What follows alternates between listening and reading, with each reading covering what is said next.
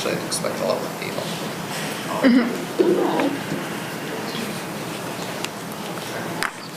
guess they're busy. Great teacher.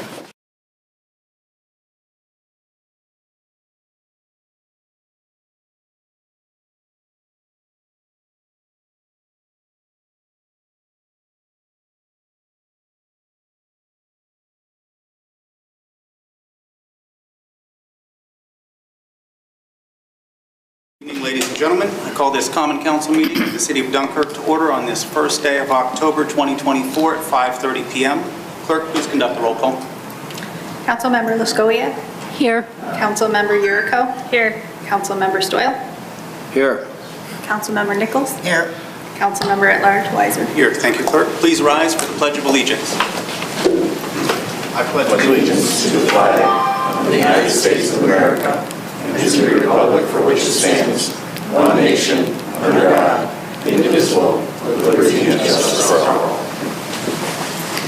I thank you all for being here this evening. Next, we have the certification of prior meetings. This is to certify that an official copy of the minutes of the regular Common Council meeting and the public hearing of Tuesday, September 17th, 2024 was presented to the mayor on Friday, September 27th, 2024. Pursuant to Section 3.03 of the Dunkirk City Charter, all items presented to the mayor are now in full force and effect. In witness whereof, I have here to set my hand and seal of the City of Dunkirk, New York, this first day of October 2024. Okay, is there a motion to dispense with the reading of the minutes and approve them as presented? Moved by Councilmember Nichols, seconded by Councilmember Luscoviak. Clerk, please call the roll. Councilmember Luscoviak? Aye. Councilmember Yuriko? Aye. Councilmember Stoyl? Aye. Councilmember Nichols? Aye. Councilmember at Large Weiser? Aye, the minutes are approved as presented. We now move to privilege of the floor.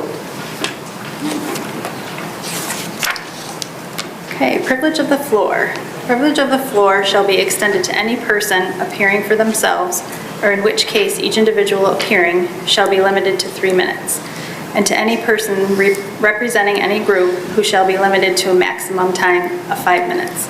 The privilege of the floor is reserved for members of the public to speak on any subject pertinent to affairs of city government. The city clerk shall have the duty of maintaining such time limits. The chair may determine in their discretion whether individuals are speaking for themselves or representing groups. The chair shall maintain good order and may require any speaker to cease speaking if remarks are made in bad taste or are slanderous or not germane. The time limits specified shall be adhered to, except that the chair may allow any person speaking to complete a statement or a thought started before such time expires, and a longer time may be allowed by the chair with approval of the majority of the council. Okay, privilege of the floor is now open. Are there any members of the public who wish to speak? Please step forward, state your name and address, and address the council.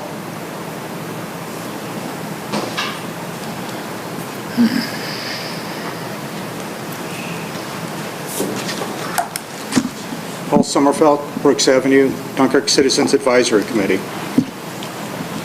Let me give you a little history of myself. I'm a retired air traffic controller, and one of the things that we learned to do was that we had to ask ourselves what could possibly go wrong and how to prevent that from happening, and whether or not it was legal or not. We have recommended in the past that something be done near the exit of the Point Gratiot. We've recommended that signage be put up at about Cedar Street to prevent or recommend that people not enter there. There's signage you can use that says no outlet and various things like that. But people still seem to go toward that exit and sometimes actually go through the point the wrong way. And something I saw yesterday kind of really struck me. It's I'm sorry, I tried to make copies for everybody, but you can see the printer started acting up. And I did send an email out earlier, but I'm not sure if everybody received it or not. It's a tour bus that actually had to stop at the exit because he had nowhere to go and he didn't have the ability to turn around. And signage should be made so that vehicles like that don't get stuck. in addition to that signage thing, perhaps a turnaround area for larger vehicles such as that could be done. Or, and I think it's the best possible choice, is to actually reverse the flow of the points so that people go in that side and exit the other side, based on the fact that everybody sees that major road there, but they almost never see the diagonal road that is the current entrance. So that, I think, would work better.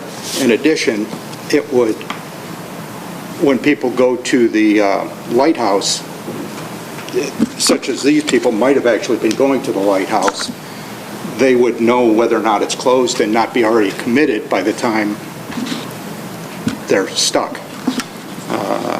Now that I've babbled a little bit. Thanks a lot. Thank you, Mr. Sommerfeld. Years ago, that's how they went into the point. What was the question? I just said thank you. Oh. Anyone else wishing to speak?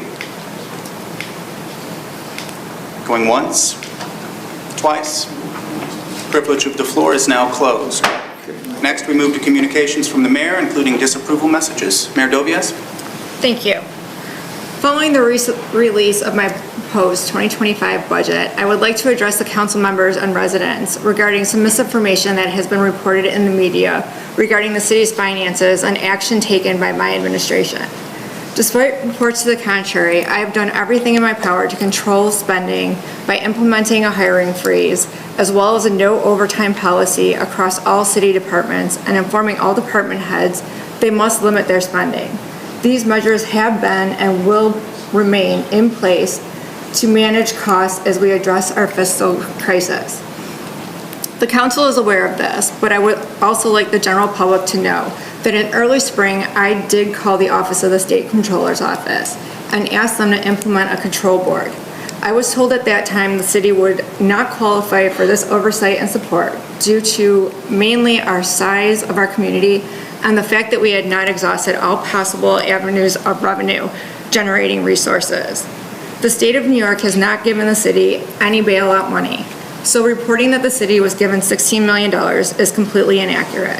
When I asked for the control board, we were given deficit financing legislation for the financing of our Office of the State Comptroller certified debts up to $18.5 million under the Dunkirk Fiscal Recovery Act, which the city will have to repay over the next 15 years. We have arrived at this pivotal point for the city of Dunkirk due to minimal, less than 14% property tax increases over the past 20 years, as well as growing city expenses and contractual wages. We also need to acknowledge the loss of revenue from the NRG plant, which was never adequately replaced, and unfortunately, spending that was never sufficiently controlled during previous administrations. The budget I delivered last week is not an increase of spending of $2.9 million from last year. Rather, it is an actual reflection of the cost running the city and with the services we have reflecting the actual cost line items, an actual balanced budget. I am committed to transparency and responsible financial stewardship. I will continue to keep everyone updated on our progress in addressing these challenges as we move through Council's budget review process. Thank you. Thank you, Mayor. Next, we'll address communications from the public and petitions. Number 1, request from Kieran Hayward on behalf of the Alzheimer's Association to host the 2024 Walk to End Alzheimer's event on Saturday, October 5th, 2024 at Point Gratiot Park. Any questions or comments from the council? Okay, hearing none, do I have a motion to refer to the appropriate departments as well as approve, subject to appropriate insurances and usual conditions? Moved by Councilmember Stoyl, seconded by Councilmember Nichols. Clerk, please call the roll. Councilmember Lyskowiak. Aye. Councilmember Yuriko. Aye. Councilmember Stoyl. Aye. Councilmember Nichols. Aye. Councilmember at Large Weiser. Aye, motion carried. Number 2, notice of claim from Nancy Ortiz of 135 West 4th Street for alleged damages caused by a city tree branch that fell and caused damage to the roof and gutter of her home. Any discussion, council? Okay, hearing none, do I have a motion to refer to the Law Department and Department of Public Works? Moved by Councilmember Stoyl, seconded by Councilmember Lyskowiak. Clerk, please call the roll. Councilmember Lyskowiak. Aye. Councilmember Yuriko. Aye. Councilmember Stoyl. Aye. Councilmember Nichols. Aye. Councilmember at Large Weiser. Aye, motion carried. Number 3 is a walk-in request. A walk-in request from the Dunkirk City School District requesting 2 officers at their homecoming dance on Saturday, October 12th, 2024, from 6:45 p.m. to 10:15 p.m. Also requesting breathalyzers to be provided when the students enter the dance. Any discussion, council? Yes, Councilman. This comes in as a walk-in for a request. We've asked time and time again for over the years that they abide by the 30-day notification of this. And I know with school starting in September, they should have, with their class advisors, should have known when this was going to come about, because it usually is at the same time every year. So if somebody can send a notification again, or even notify any other group if they anticipate something coming up, to do a process of giving us at least the 30 days as we require. Good point. And Let's go, it says here the officers will be paid per contract. I assume that means school contract, probably? This is through the PBA, Councilwoman, has nothing to do with the city's overtime. Thank you. You're welcome. Anything else on your end, Chief? I've already got it taken care of, and we're lining it up, so we should be good to go. Okay, if there's nothing else, do I have a motion to refer this to the PBA? Moved by Councilmember Nichols, seconded by Councilmember Luskowiak. Clerk, please call the roll. Councilmember Luskowiak. Aye. Councilmember Yurko. Aye. Councilmember Stoyl. Aye. Councilmember Nichols. Aye. Councilmember at Large Weiser. Aye, motion carried. We'll now move to reports of standing committees, boards, and commissions. Councilmember Luskowiak. Yes, Randy, regarding the lights still out throughout the city, can you update on that, please? I know we have paid the outstanding debt to Beck Electric, and they have been out and about trying to repair the remaining lights, correct? But they are unable until a part arrives? We repaired about 20 of the 30 that are out so far, so there's still 10 to go. I didn't hear the last part of your question. So are they waiting for a part for those last 10, a disconnect or something? Yes, that's exactly right. If you take a look up on the poles, the disconnects are orange, and some of them were installed without the protective O-ring to keep the water out, so we found that those have been damaged by the water. So we're replacing the O-rings on those, and they're back ordered with our supplier. Okay, do we have a timeline on that? Because it is on some dangerous, like Lake Shore, I believe, and around Jerboa there. We think it'll be done in the next week or two, and we're pushing with the vendor every day. Thank you very much. We realize it's a safety issue. Also, the lights that have been hit throughout the city, the presidential poles, we're going to recommend to the mayor and her team that we use CHIPS money and go out to bid and replace those. If we have any extras that are stored to replace it, I'd rather put new ones up there and then keep the other ones that were hit as a replacement.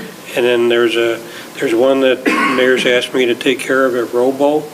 We don't need one there, so we're going to make that pavement smooth there. So there's a plan for not only the higher poles that are being done now by Beck Electric, which is a local company, does excellent work. They'll get it done, and they have a good source. And then we'll go out to bid and replace all of the presidential poles that need to be done as well.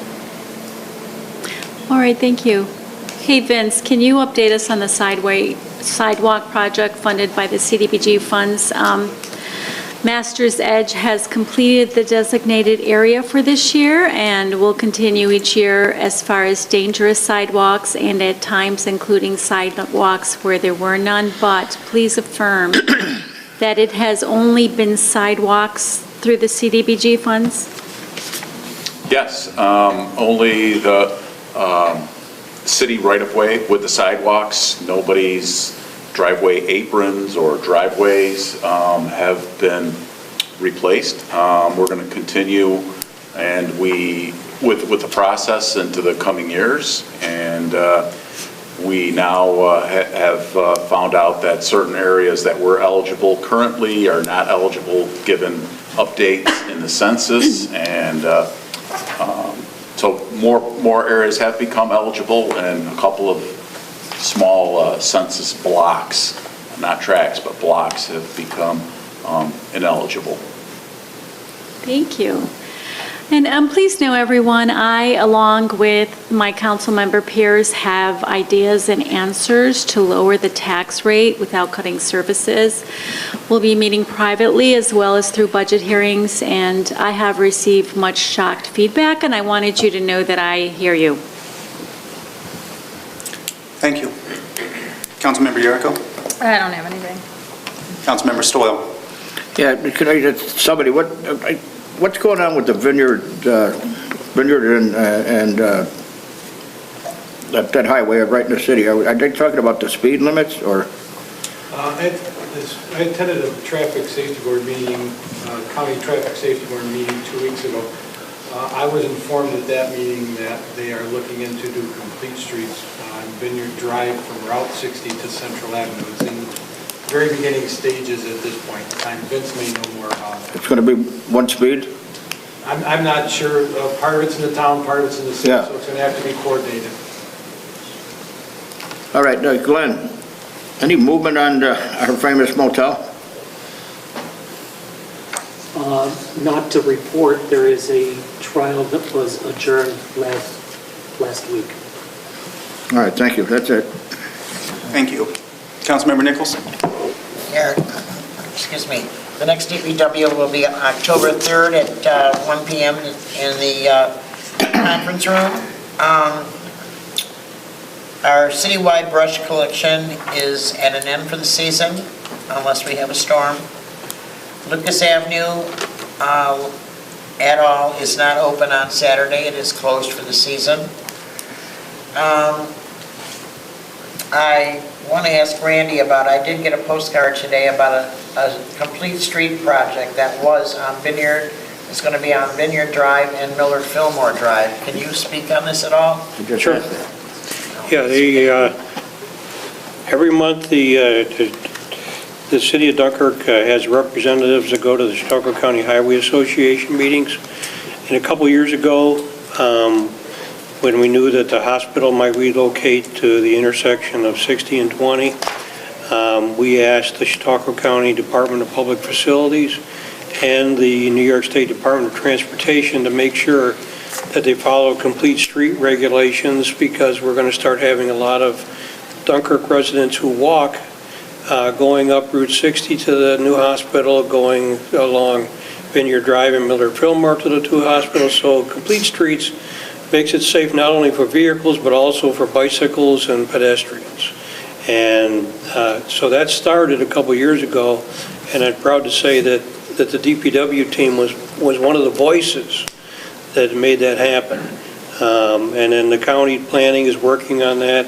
Vince and his team have been trained on complete streets. We're having, the mayor has interfaced with Go Bike to have bike lanes put in through downtown on Central Avenue. That's going to make that a complete street as well. So it's a concept that you're going to hear more of. When Route 5 was reconstructed between Brigham Road and Main Street, that also was a complete street, done very nicely with a team effort between DPW, Mayor's Office, and Development. So you're going to hear that a lot. It was nice to see that mailer go out today where they're asking for input from the public. So please take a look at that and respond, and they'll listen. It's they're colleagues of Vince's in the county development, and looking forward to see how that happens. Is there any way that we could maybe utilize them to do, as we spoke before, like on the Millennium Street? Yeah, when we saw that today, Deputy Provision and I said, let's think about also what we noticed. There's a lot of Dunkirk residents that walk to and from the great employer of Nestle Purina. And that street was recently constructed. It lacks lighting and it lacks a sidewalk. So I think we ought to ask DPF and the county planning to take a look at that and maybe add that along with doing Vineyard Drive and Miller Fillmore. So good idea. Thank you. Thank you. Teamwork. Yep. And Vince, could you just reiterate on the sidewalk program that it is a federally funded program, that it's not our city dollars? Absolutely. The funding to replace all these sidewalks are from community development block grants. There is absolutely no local property tax dollars that are utilized for this, and there's no cost to any of the homeowners where these sidewalks have been replaced. And there will be more in the coming years. I think it's one of the best things that we do with community development block grants, because it affects and has an impact on just about everybody that uses these sidewalks, and makes them safer, and for both pedestrians and for the folks that live where these sidewalks are being replaced. And hopefully in the winter, they will be using the sidewalks instead of the streets. Yeah. Randy, is there any opening date on when they're going to start on 3rd Street at all? Last week. Last week? The first thing you do with a road project is make sure the drainage works. If there's any standing water, it will take apart your pavement in a very short time. So there's a new drain installed in the northeast corner of Washington and 3rd, so that we can then mill that. That's going to happen, we think, next week. Meanwhile, one of the worst streets in the 2nd Ward, that Councilwoman Iroquois and I have been working on ever since it was called to our attention some months ago, is the southerly end of Temple, just north of 5th. Drainage is going in there as we speak. Once we get that done, that'll be resurfaced. That was a surprisingly very bad road that I hadn't known about until the gentleman came in and told us about that. So they're working on it as we speak. Once we get the drainage all in place, then the paving will take place. Thank you. Mayor, I just have one plea from the group of people from A Tree for Thee, and I know it's a very touchy and very sensitive topic, but I just wish, as I talked to the dentists, doctors, attorneys and that who had bought in for a tree for the city, if everybody would put down their boxing gloves and just come to end. There's only like 25 trees that are left to be planted, and if we could just get it taken care of, especially when all these people just got hit with 108% possible, it's just possible, I cannot say it's in stone, tax increase. So that's one thing we need to make perfectly clear. It is not set in stone that it's going to be 108%. But is there any way that we can come to some kind of an agreement to have the people that are living in here and very generously gave the money for these trees to have the trees planted in the ground? So I'll reiterate what I said at last meeting. We're working with the DEC to finalize our plans and move trees that we had anticipated planting in the point so that we have room to plant those trees. And then again, we have to coordinate with the Parks Department. So we're working through a plan on that. So that won't take place until the spring of 2025, is that what I'm assuming? That's incorrect. Huh? No. We're hoping to have it done in the next couple of weeks. We just need to have time to get it all finalized. I understand. Thank you very much. I'm done. Thank you, Council Member. I'd like to begin by thanking Mayor Doviaz for her work on the 2025 budget. I recognize how much time and effort goes into preparing a budget, especially in these challenging circumstances, and I just want to express my appreciation for your dedication. That said, in a community where more than a quarter of our residents live in poverty, a 108% tax increase is simply not viable. It's clear we cannot place the entire burden of the city's financial crisis on the shoulders of the taxpayers who are not at fault for the position we find ourselves in. Instead, we need to take a more balanced, multifaceted approach, and I'd like to suggest a few points for consideration. First, given the city's historically strong relationship with the governor's office, I urge Mayor Doviaz to make a direct appeal to Governor Hochul. Reinstating the mitigation funding that ended earlier this year could be a critical step in addressing our shortfalls. Additionally, asking the state to extend our timeline for closing the budget gap from 1 year to a more realistic 3 to 5 years seems like a reasonable request, especially considering the depth of our financial challenges. Second, we need to take a much closer look at bringing in the revenues already owed to the city. 2021 audit report identified weaknesses in our accounting practices, particularly in the management of receivables. We've left substantial amounts uncollected, which has worsened our financial position. I encourage Treasurer Woods and Attorney Raimondo to ensure all debts owed to the city are collected and that policies are put in place to prevent future lapses. We must also review all leases issued by the city to ensure that our rents are in line with fair market values, and that we should establish clear procedures for collecting our outstanding amounts, including the uses of fees and penalties where appropriate. Third, I believe we need to have a serious conversation about better aligning our workforce with the size and needs of our community. Decades ago, Dunkirk's population exceeded 18,000, but today we're closer to 12,500. Given this shift, it's important to evaluate whether our current staffing reflects the realities of today's population. This is a conversation we must have thoughtfully and collaboratively with input from all stakeholders. As we begin the budget hearings, I'll be reaching out to the department heads and inviting them to these sessions. I plan to approach these discussions with an open mind, and I ask that everyone, whether it be the mayor and her administration, the council, or our department heads, please do the same. We need to come to the table in a spirit of collaboration, knowing that difficult decisions lie ahead. Only through mutual respect and cooperation will we be able to find the best path forward here. And finally, the suggestions I've outlined today are just a starting point. This is obviously a complex situation that requires a multifaceted approach, one that includes asking the state for further aid, maximizing our revenues, and making targeted adjustments to our services. I'm confident that with the determination and resilience that define our community, we'll work together to navigate these challenges and secure a stronger future for Dunkirk. Next Finance Committee meeting will be held this coming Monday, October 7th at 9 a.m. in the Mayor's Conference Room. I'll also see to it that as the budget hearings are scheduled, that information will be disseminated widely for all those interested in attending. Moving on, it appears there's no unfinished business, so we will now address the pre-filed resolutions. Clerk, please introduce resolution number 62-2024. Resolution 62-2024, resolution authorizing mayor to execute Chautauqua County Agreement Amendment, snow removal and ice control. Is there any discussion, council? Seeing none, clerk, please call the roll for the vote on resolution number 62-2024. Councilmember Luskowiak. Aye. Councilmember Yurko. Aye. Councilmember Stoyl. Aye. Aye. Councilmember Nichols. Councilmember at Large Weiser. Aye, the resolution's received sufficient support and is hereby adopted. Resolution 63-2024, resolution authorizing changes to renewal agreement with State of New York Unified Court System.